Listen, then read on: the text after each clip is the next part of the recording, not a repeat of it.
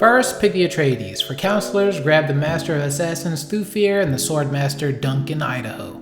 Now once the game starts, the first thing you're going to want to do is pause the game. You can pause with the spacebar or by clicking on the game speed UI in the top right. Next, click on your main base and build a warrior and a ranger. Now find your nearest spice and send your ornithopter over there to start scouting. Once that's done, go ahead and set it on auto recon just so there's less for you to worry about. By now your warrior and ranger should be finished, so use them to annex the spice village. Now that you've annexed your first village, you can start researching developments. For now, let's queue up local dialect studies, composite materials, and modular parts. Those first two will help us with our expansion goals. And the last one is going to be useful because we're going to be making a lot of peace agreements as Atreides anyway. After that, don't forget to build your refinery at your new base. Now take your warrior and ranger, heal and resupply them if you need to by moving them close enough to your village or the main base, and then send them to attack and annex the next nearest base. Before deploying your harvester, make sure you enable auto recall just so we have one less thing to worry about. Now build a wind trap in one of your villages, preferably whichever one has the most wind. By this point you should have gotten your first spy. Go ahead and put it on Arrakis infiltration. If you've been paying attention, you might have seen these little points of interest all over the map. The points of interest usually give you the option of collecting them by sending over military units or by sending a spy.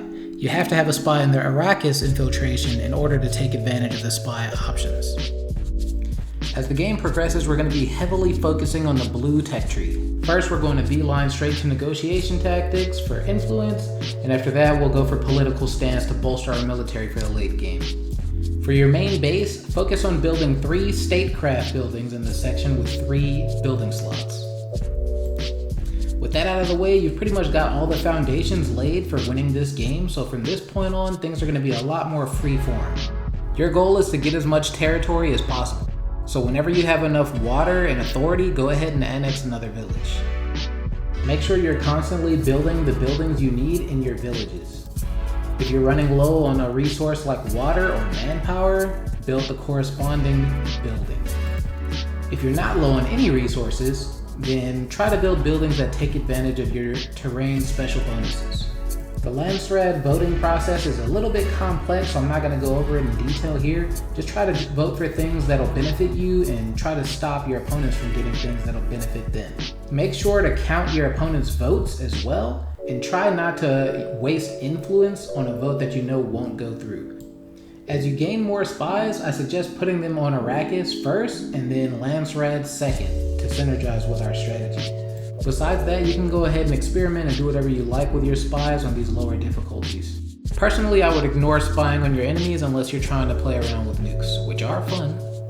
Once your territory starts approaching your opponent's territory, you're going to want to start worrying about your military. At this point, go ahead and make sure you have enough troops to defend any of your villages from any possible attack. Build militia units and missile batteries in bases that are constantly being attacked by your opponents, or just bases that you want to make sure will never be taken. Putting airfields on the corners of your bases will also allow you to defend bases much more efficiently by transporting units to and from villages that are under attack. I'd suggest keeping peace treaties up with at least 2 of your opponents just to limit the amount of enemies you have to worry about at any given time. Sometimes it could be a pain to deal with enemies attacking you from 2 directions.